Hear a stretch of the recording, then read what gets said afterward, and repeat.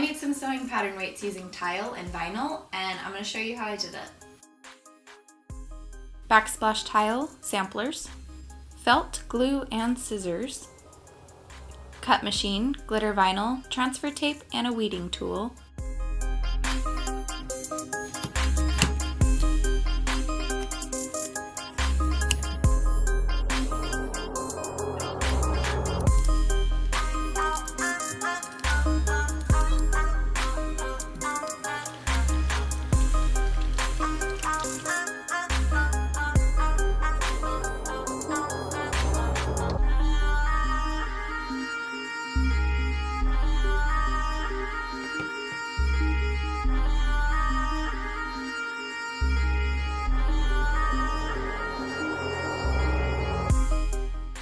You'll want the images to fit on your tile, so you need to measure your tile and then resize the image accordingly.